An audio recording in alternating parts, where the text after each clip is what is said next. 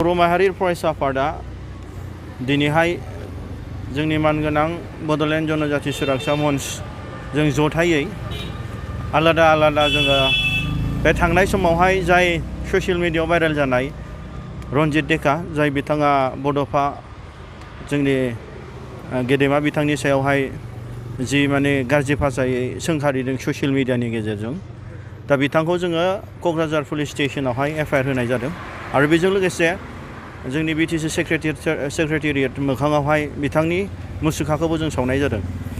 दा जों बिथांखौहाय जोंहा दिनै scheduled caste scheduled tribes atrocities act 1989 नि एगेन्स्टआवहाय जोङो बिथांखौ सेक्सन 3 आरो क्ल'ज 1 आरो सब 5 आवहाय होनाय जादों। दि बिथाङा दिनैहाय जोंनि मानगोनां बड'फा उपेन्द्रनाथ ब्रह्म जाय बिथाङा दिनै रुंसारि जालांबाय, जाय बिथाङा बर' हारिनि थामोनथा रैखाथिनि थाखाय आरो बर'फोरनि देरसिन सिमां आलादा रायजो सोरजिनायनि थाखाय आरो बर'फोरनि थांनानै थानायनि जि सिन्था धारना राव हारिमु धोरोम फोथांनायनि जाय गेदेमा बिथां जाय बिहोमा होलांदों बिथांखौ दिनै टेररिस्ट एबा उग्रपन्थी होननानै बिथाङा सोंखारिदों।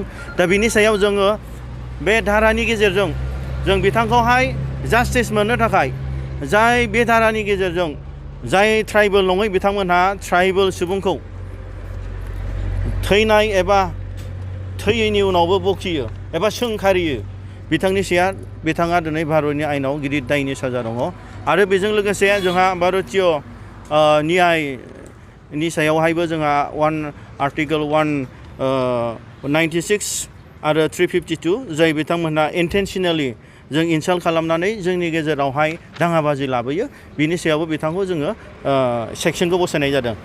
दिनैहाय जोंहा दिनै सिन्था खालामनांगोन दि दिनै जोंनि बर' हारिखौ नासयनाय आरो सोबख'नाया दिनैनिल' गोदान बाथ्रा नङा। थांनाय समफोरनिफ्रायनो जोंनि बर' हारिया बेफोरनिफ्राय उदां जानोनो दिनै आसामनिफ्राय गावनो थाखाय आलादा रायजो सोरजिनो थाखाय दिनै सोमावसारदों आरो दिनै बिथांमोननि नासयनाय, बिथांमोननि गादबनाय, बिथांमोननि मुगैनाय दिनै बेफोरबायदि समयसाखौ लानानै बर' जाथिया गोबांबार जोङो दिनै भुगिनांनानै फैदों। दा जोंहा थांनाय समावहाय मानगोनां BTC नि CM प्रमद बर' बिथाङा जे कलिता बंस'नो जे जोंनि बर'नि जारिमिन जे बेखौहाय 2025-26 नि बाजेट सिजनाव बिथांमोननो रेस्ट्रिक्टेड हलिडे बसायनानै होदों।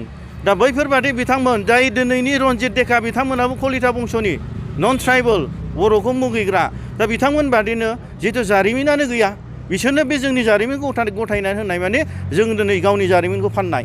गतिके बैफोरबादि सुबुङा दिनै जोंनि नेताफोरखौ फुस्लायनानै मोजां होननानै थगायनानै दिनै बेफोरबादि हिस्ट्रिखौ बोनानै लानायनि जि षड़यन्त्र बेबो दिनै मोनसे गादबनाय, बेबो दिनै मोनसे फोजोबस्रांनाय, बे जाहैबाय डिप्ल'मेटिक बिथांमोननि। गतिके बेखायनो जोङो साननानै बे मानगोनां प्रमद बर' बिथांखौ जोङो बेखौ दिनै उथायनांगौ होननानै जों 1 उइक सप्तासे टाइम होदों। दा सप्तासेनि उनावहाय बिथांमोना उइथड्र खालामाब्ला जों आयेननि बेबस्था लानाय जागोन एबा इनडिफिनिट स्ट्राइक खालामनाय जागोन होननानै जों बिथां मानगोनां प्रिन्सिपाल सेक्रेटारि बिथांमोनखौ जों बुंनाय जादों।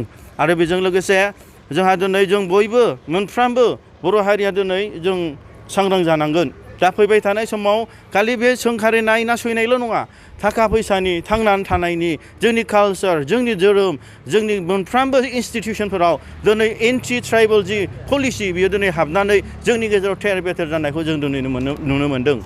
जाय बिथांमोना दिनै असमिया भाषा नङाबा दिनै बर' मानसिफ्रा ट्राइबेल मानसिफ्रा आसामाव साख्रि मोना, बेबो बिराद गिदिर मोनसे नासयनाय।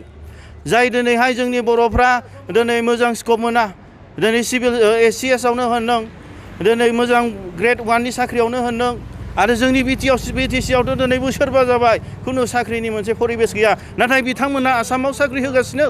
जों 5 बोसोर डिप्राइभ जानानै दं।